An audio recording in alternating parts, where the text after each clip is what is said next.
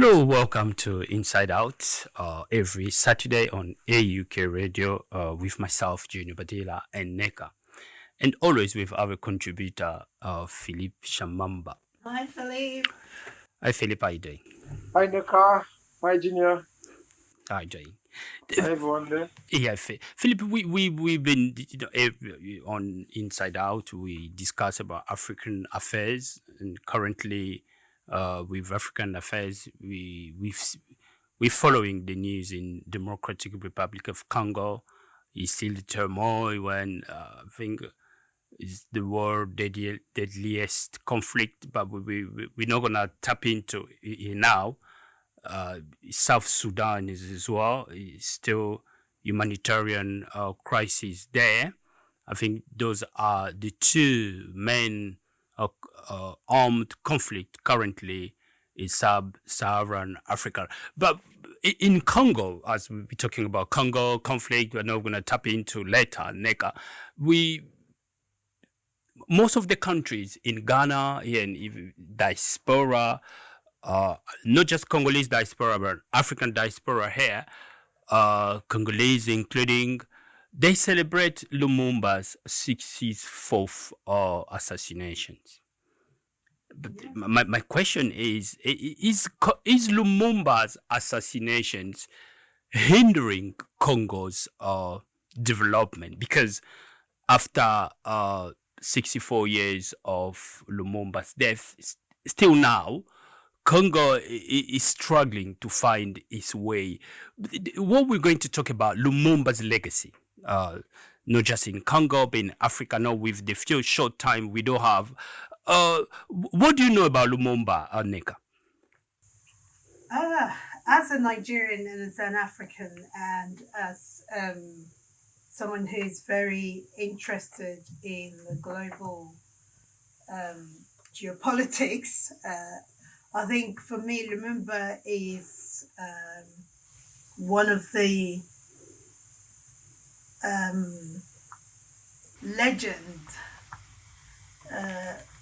a leader without question, who have left a lasting mark on the conscience of the world, and not just Africans. I say of the world because you mentioned African nations that marked his brutal, cruel death.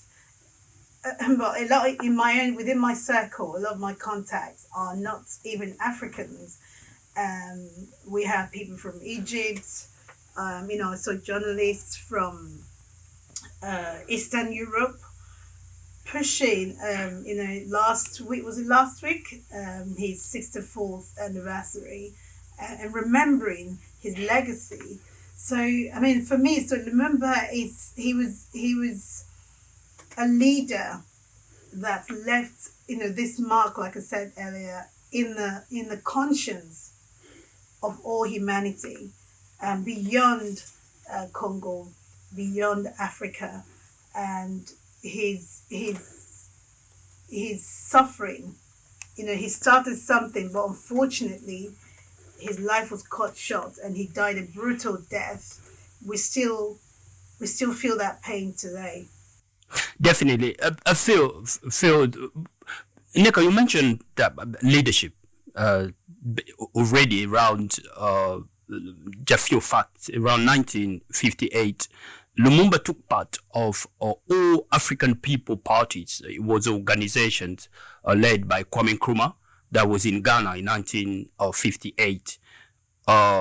1 year later, Ghana independence. Then already around 1958. 1957, I think.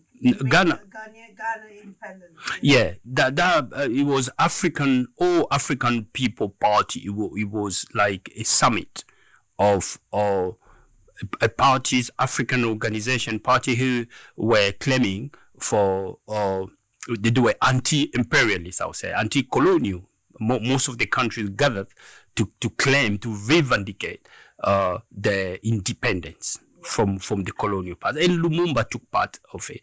And on his speech, he made it clear that the superiority of colonialists need to stop, and African countries, African need to gain their independence. That's the speech which made Lumumba famous. Philip, you Congolese yourself, and you involved in a lot of African diaspora here debate. How do you celebrate Lumumba's 64th death? Can you give us a few facts of your memory about Lumumba? What I'll start first is to let everyone know that Lumumba wasn't his real name. Lumumba's real name was Elias Okita Sombo.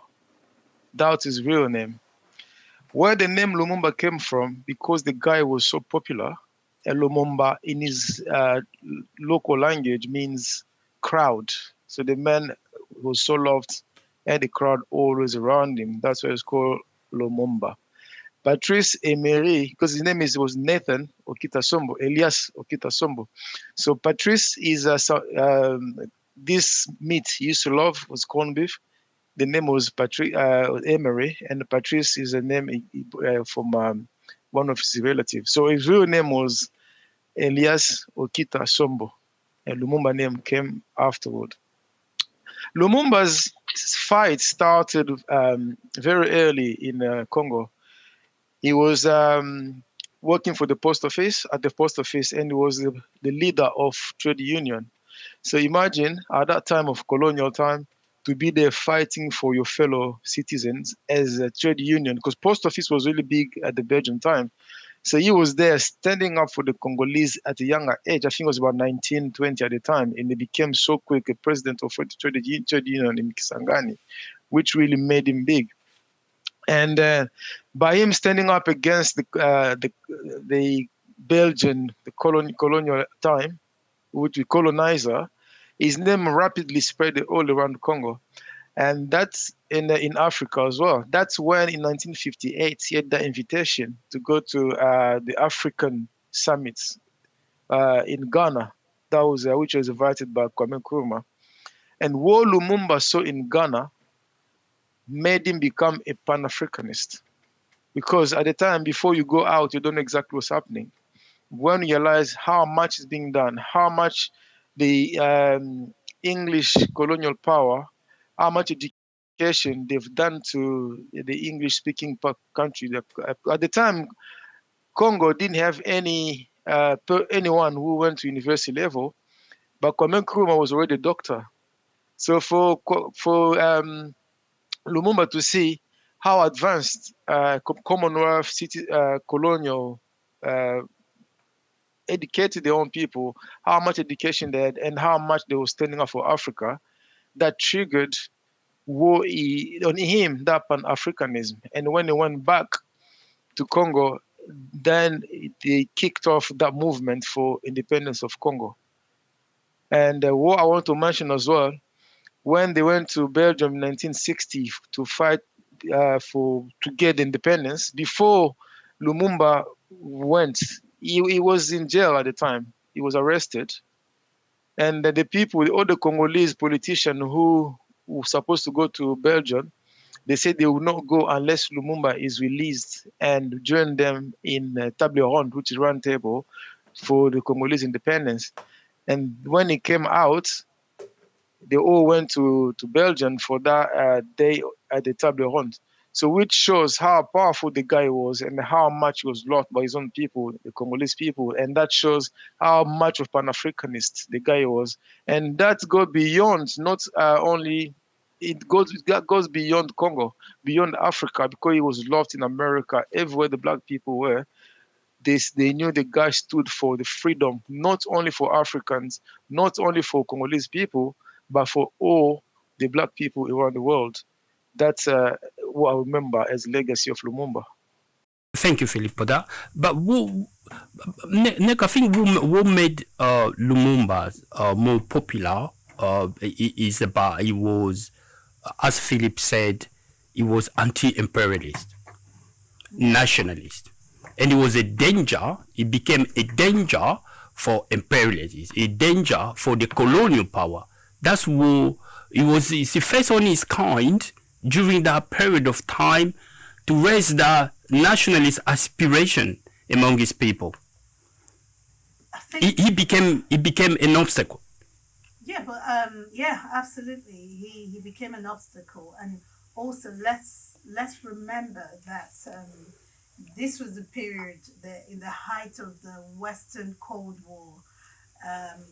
There was a lot of assassination following, around that time. Got think a few years later, within that period, obviously, a lot of this country were getting their independence. Was it 1961 that he was murdered? Lumumba was assassinated in 17th of January 1961. Yeah, and that's just a year after Nigeria got their independence. Yeah. So it was during this period, the colonial powers, they could see that, obviously, because there's this new form of slavery. The whole independence, as we know, has never really been complete. It's just obviously the imperialists having another form of control over their subjects, and then to have someone like Nkrumah and Lumumba, and we have loads of other people who we're dedicating today to Lumumba. It was there's rampant assassination. So for them, Lumumba was also going to empower other, young or like-minded people, and it was just that signature. I think that's all I can think. This was their way of silencing any voice that wanted to rise against this, their agenda. People, we claim, you've given us we've given you independence. You have to just work with us to manage your resources. You have to work with us for us to control you. And Lumumba, being the first democratically elected prime minister yep. in DR Congo, for him to have such confidence, they weren't going to allow it. Assassination plot. Phil, we know that in 2011, CIA declassified the file of Lumumba assassination. It is no longer secret. We know that CIA was involved in planning the assassination of Lumumba. Phil, from your perspective, you Congolese yourself, do you think that Lumumba knew that there was a risk, there was a threat against him because he was independent and he was a nationalist? He was not a tribal, because even on his speech, I read his speech in Ghana in 1958, during the All African People Summit in Ghana, in Accra. He made it clear that tribalism and far religious separatism are dividing. Those are the factors that are dividing Africa. So Africa need to be united. So do you think that perspective already being pro-African, Pan-Africanist, being nationalist, was a danger for Lumumba? Did he see that he was a threat himself? Did he knew, or did he knew that he was vulnerable? Yeah, vulnerability, yes, because this guy, he knew exactly. Like I say, he was a leader of trade union in Congo, in the Congo, Belgian Congo. He was fighting for Congolese workers. Just imagine, in the middle of colonial time, you there defending your fellow citizen, your fellow brothers and sisters, against a power that is suppressing you. It's not easy, because you're one of the people that have been suppressed. And you have to defend not only yourself, but the people who are working with you. So that on its own, he faced so much problems doing that. And on top of that, when his name became at a national level, he knew already he had to face this very powerful force behind him. When he went to Accra, he saw what was happening, and when he's invited to this conference, he saw what he saw, and realized how much struggle these guys were facing to um, to reach some kind of freedom to fight for their own countries. And according to the files, Soviet Union was already trying to get in touch with Lumumba, and that was called at the time communist people. They were trying to get to get in touch with him, and at the time, if you're trying to get in touch with these guys, they will call you a communist. And being a communist already for itself was already seen if you are under the Western colonial. So he was vulnerable. And then when he did his speech in Belgium, because he was not supposed to have a speech in Belgium, his speech came out of his pocket. You know, normally when you have a big ceremony like that, You mean the picture of on the picture of the Independence Day, is it? Sorry. yeah, Independence Day, yeah, or the day Congo was declared independence, everyone had their speech handy, where everybody could read. But when he stood up, they gave him a word to something to say. He got the speech from his pockets. In that speech, what was there? He told the Belgian king on his eyes, this independence we are getting is not a present from you. It's for our struggle. It's for the fight we've been doing for years, for if not for a century. So if you think you're giving us this independence as a favor, no, it's not a favor. The way we're treated as Black people, we're not allowed to go to our cities. We're not allowed to go where in our own country to go where the Belgians were living. We're treated as a second-class citizen, and we have to fight to be here today where we are. So for the Belgian king to see that, he was not expecting it. They were not expecting Lumumba to say a speech, and such a speech in front of everyone. I think his vulnerability started from there, because that king showed his unhappiness through that speech. So It already, showed, yeah. Mhm. so already he was the victim of a long and vicious campaign to discredit him before even before his killing. He was a victim of a campaign, of vicious campaign already. Neka, you mentioned something very I like that. You said the leadership. I like the way the leadership say at that time, African was, I mean, most of African country, mostly sub-Saharan African country, around 60s, were gaining their independence, and there were few leaders. There were few inspirational Pan-Africanist leaders. Lumumba and Kwame Nkrumah, they were the few at that time, and they were raising aspiration of freedom around among of people. We were True freedom. the We've got true to, yeah. well, true freedom. Do you think we lack Lumumbas now? Or Lumumbas, there were few Lumumbas, but they lack inspiration of that time. I mean, the inspiration of 58 and 60s. I'll come back to you, Philip, because that's quite good question I as well. mean, I don't even understand why you would ask that question, because it's after Lumumba, after what's his name? Kwame Nkrumah, Kwame Nkrumah, and then a few years later we had Thomas Sankara. Sankara. I mean, I don't know. How should I answer this? How should I answer this question? Do we have a Lumumba now? Is that your question? Yes, from 60s Well, up to I now, would say 60 years it looks later. like some countries, we are having some resemblance. I think that's the best way to put it, of what appears to be the spirit of these leaders, these past bold, brave leaders, who have been a beacon of hope. I would say we are seeing some of the seeds growing, and the AES, the Sahel, are the best example I can give.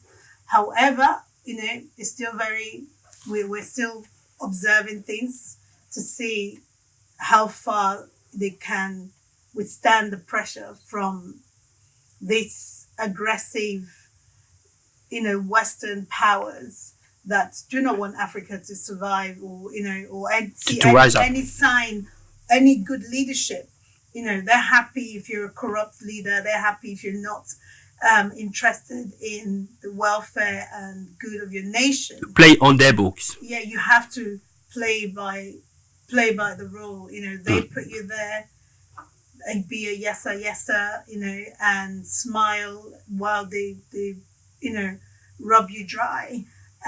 You cannot defend your people. We hear Trump saying America first, and he's making this bold policies, defending his nation, trying to make sure that Americans get the first, the best of every deal that they make around the globe. But as an African, you can't do that. So, coming back to your question, sorry, I think I digress a bit, is yes, we are seeing what I would say is a resemblance of that. It's like in some of this young leaders, and I'll say Burkina Faso is one of them. I've been following and observing this young general closely. He's pro his nation, his people, their culture, their identity, and this is what Lumumba was, trying to do in that short time that he obviously. I'm talking about the short time. This was after he became prime minister. Definitely. So, yeah. Do you think it's too little, too late? No, it's never too 60, late. It's never, more than 60 years of independence. Never too late. When you look at history, go back to history in time. Even the United Kingdom, they were 100 years. When they had brutal monarchy system that your head get chopped off, but here people stood up, and here we are. Britain is seen as one of the best democracy in the world now. So no, it's never too late. And what I would also like to add is what's missing. You asked, if we were seeing the likes of Lumumba in our time, or in recent times. Yes, we're seeing a resemblance of that in some African leaders. However, the leaders, the countries that I think should champion this, who should take from Lumumba's playbook, from Gaddafi's playbook, and the rest of these great leaders who sacrifice their lives for the greater good, and unfortunately we're still not there. These countries are nowhere to be found, and I'm not. I don't want But there is some awakening. We've seen the new generation. There is an awakening. However, those that I feel can do something or are in a better position than these smaller nations. But who knows? Maybe the smaller countries, maybe like Burkina Faso and Nigeria, are going to. We'll come back. That's interesting. But yeah, I think interesting debate. The spirit of Lumumba is definitely. It's still navigating across the continent. It's gradually rising up in the conscience and consciousness of some of our young leaders. Philip, you're Congolese yourself. Do you think if Lumumba rise up today and have seen Congo, what will be his reaction? He will say, "What did I die for?" Exactly. He will say, "Was it worth it?" If I had to die to be where we are today, I would not, in a second, fight for these guys. It would not. But going back to what Nneka just said about now we having leaders who are rising, right when African countries, let's say late 50s, early 60s, those the leaders did fight for Africa to get the power, to bring back the power, they rose up to be independent. And somehow, toward the late 60s, early 70s, the system, if not the Western, the colonial powers, they managed to put in power people that they had proper control of. I don't know, somehow they managed to do that. Because if you see Kwame Nkrumah time, Lumumba time, let's say Obafemi Martins, Nigeria, and all these people, and you go back like Samora, in lots of countries at that time, the leaders were people who were standing up against the colonial, but somehow they managed to get rid of them. For 2 or 3 decades, we had people who were leaders who suppressed Africans, the leaders who served the colonial power.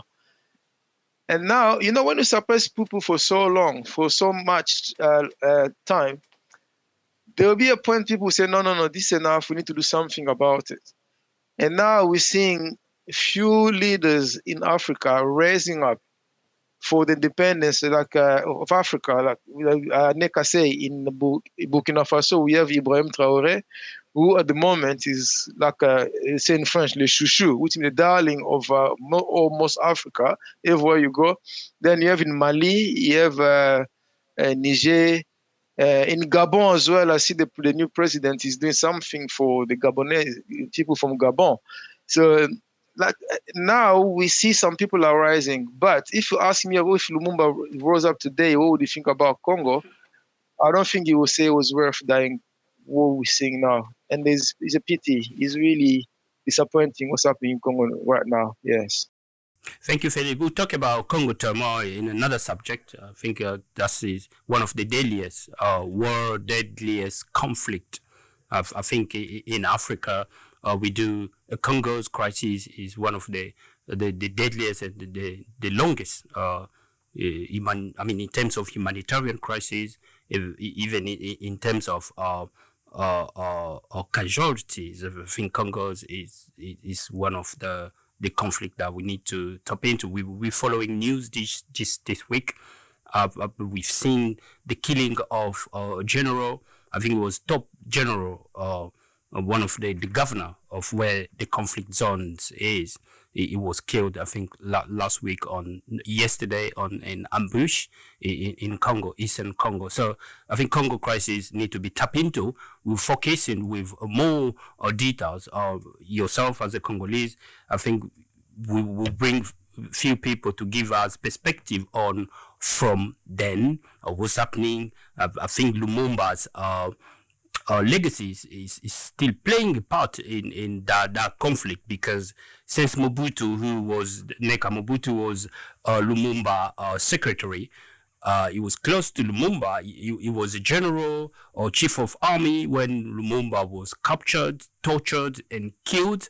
Mobutu took power for 32 years in former Zaire, which is currently the Democratic Republic of Congo. So there was always a turmoil, instability, peace and security issues are still a concern in Congo. So you're right. If Lumumba, as you said, Philip, if Lumumba rise up today, he may ask himself question, what would I die for? I think it plays a part on that. Obviously, in terms of Lumumba and his legacy, it's still ongoing, because these are long decade, old issues that are there. But one of the things that I actually wanted to ask, given that you are Congolese and Philippe, you're Congolese as well, is in Congo, this is just out of curiosity, what is the attitude of, the general public when you think of Lumumba? Because I feel like Congo needs some kind of rude awakening, because to have someone like Lumumba and what he went through, and I just feel, I don't know, correct me if I'm wrong, guys. the Congolese are just too complacent, given your history, and with a legend such as Lumumba, and with its ongoing conflict with Rwanda. I feel like what's happening? What's happening to the youth? What's happening? I don't talk so much about leadership, African leaders so much, because I think in my view, a lot of them are Western puppets. So I don't even count on them to bring about change. But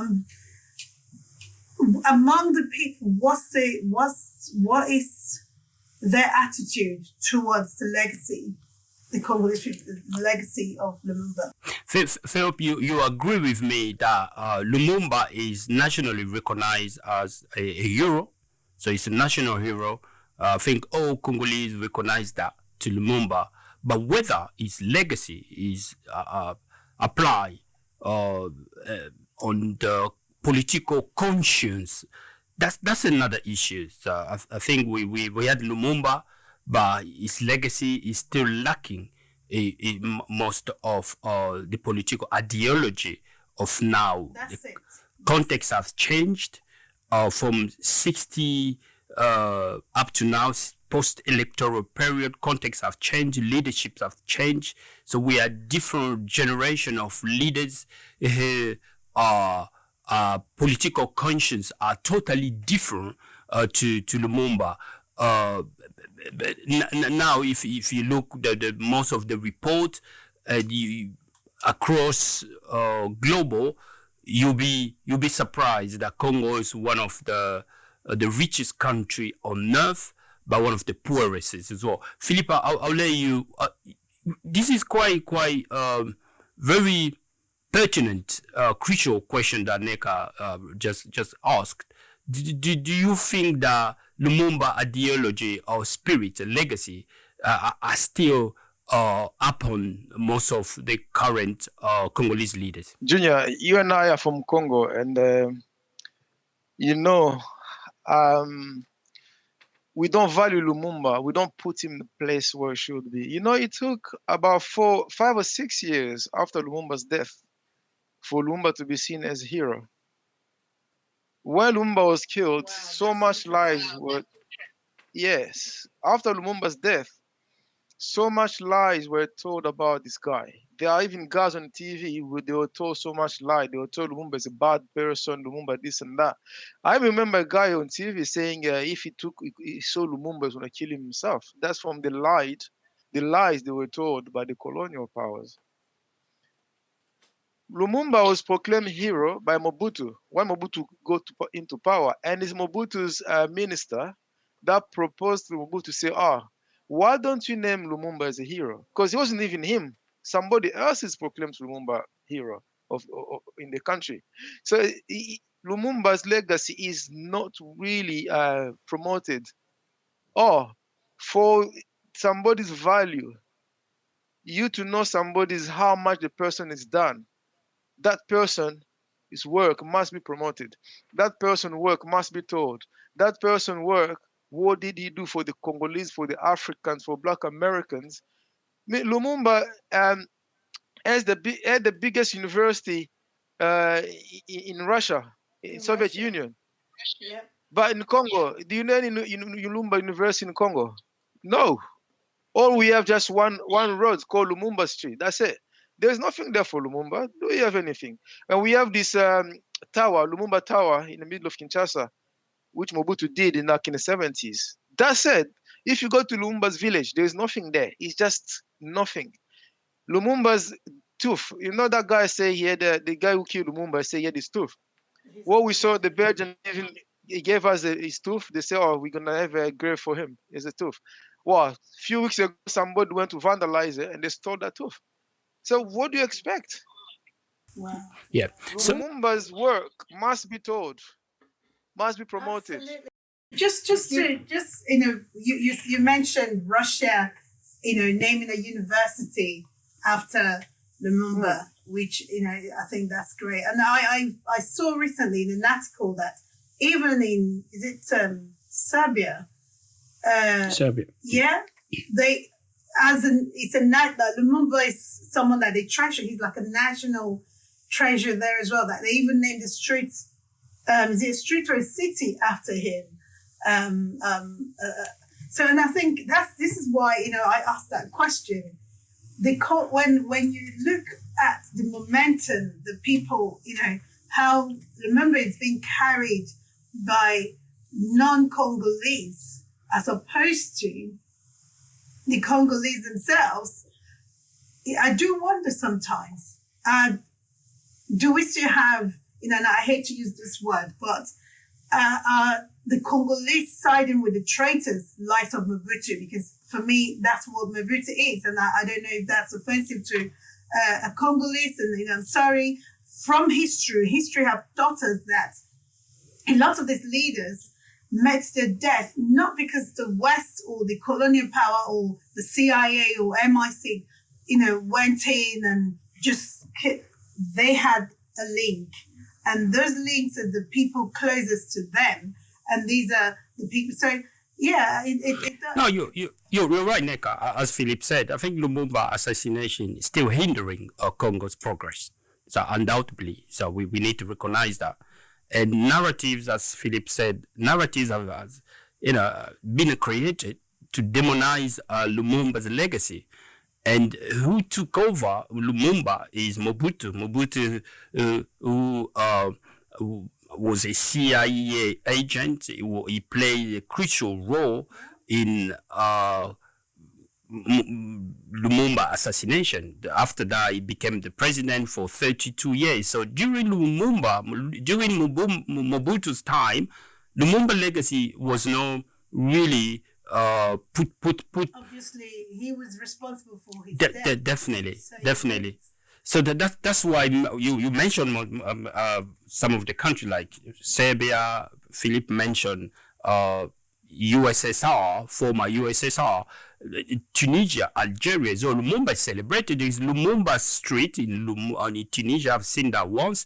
In Algeria as well, Lumumba's legacy, because Lumumba was Pan-Africanist. So that's there's no question of that. There is an apparent awakening in some of the countries, African countries, which are likely to affect Congo as well. Young new generation of politicians are claiming that we went through different turmoil, and Congo is still facing the peace, security, development threat. Up to now, it's still an issue, and many young politician leaders now are calling for Lumumba's value to be not just implemented, but to be looked after, embraced. We at the end of this Lumumba's topic. What do you think, Philip, today? As we mentioned, Lumumba's legacy, we all say that still hindering Congolese progress. What can we do, really? It's not just for Congo, but from African to generate the new generation of Lumumbas. And you mentioned, I think you and Neka mentioned Ibrahim Traore in Burkina Faso, new leaders, and you mentioned Mali, Niger, Philip. What can we do? Is that too late or too little? No, it's never too late to do something good, Junior. What we need to do now is, in Congo, like they say, in France they say la charité bien ordonnée commence par soi-même. Charity starts from home. If we are neglecting our own hero, the whole world will forget about him. So we in the Congo, I think we need to. It comes as well to greed. I mean, leaders are so greedy sometimes. They think Lumumba's name could overshadow their own names. So when they come, they want to be there. They don't want to promote somebody else's legacy. But themselves, they're not doing nothing to. They're not doing not as good as Lumumba did. So that's why Lumumba's name keep coming up. So they need to promote Lumumba's name very well. They need to show Congolese people how important Lumumba was for the Congolese, for the African, for the Americans all over the world. Like here, Lumumba University, Lumumba's place in Egypt, like you said, Tunisia, Algeria, everywhere, except Congo. Even Congo Brazzaville, they value Lumumba more than us in Congo Kinshasa. You see, so they need to promote it well. They need to do lots of work. It's never too late to do well. They need something. They need to do. They need to teach children, the future generation, about this guy. They need to teach them how good he was, what did he do, why we should always remember him. They need to do more than what they're doing now, which is next to nothing. That's what I think. I think just to wrap up, obviously, I know we're coming to the end of this topic. I think the issue, what you just said there, just captures one of our biggest problems in Africa. History. History is never prioritized. Written history, oral history. Using one of the things I've learned looking at other civilizations, such as Persia, the Chinese, even the West. They make sure the history is taught and on their own, their own version of the history. They don't teach you a lot of the time we know, some of the things that's being taught are not presented factually, but they make sure that people are reminded of past, their past, the things that happened to their great ancestors and all that. And that's something that I think African leaders never prioritize. And I think, like you rightly said, Philip, some of them is out of greed, and again, I think because a lot of our leaders have no ideology. They have for them, it's all about power, money, materialistic, just accumulating wealth so they can travel abroad, buy big houses, show off, and that's it. So when it comes to prioritizing things like history, in documenting and telling a story so the future generation can prepare for whatever it may come, that's on the list of their priority. I think history, that's something we need to prioritize. Thank you. In the continent. Thank you, Neka. Thank you, Philippe. History, very important. I think narratives has been created against our leaders, former leaders, that we need to generate narrative as well for the current leader to generate their narrative, or the new narrative will generate a new Lumumba, new version of Lumumba of 21st century. We need them. Yeah. We need them. Yeah. So, Lumumba's legacy still lives on, and I see him being celebrated and recognized and remembered, all across the globe. And I want to see us as Africans, starting from the Congolese themselves, up and even Nigeria. Like, why can't other African nations, take him up? He was speaking for Congo and for Africa when he made that famous speech. So, I think his legacy lives on, and he's definitely a beacon of hope. All right. Thank you. It was Inside Out with myself, Neka, and Philippe. Thank you. We'll catch up next time. You can find out more about Inside Out on aukradio.com. We on all sorts of social media. You can catch up on YouTube, Instagram, LinkedIn, Twitter, and as well. If you want to be part of Inside Out on African Perspective, you're more than welcome.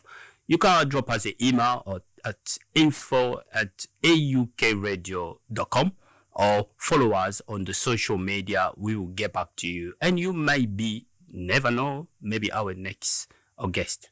Thank you. We'll catch up next time.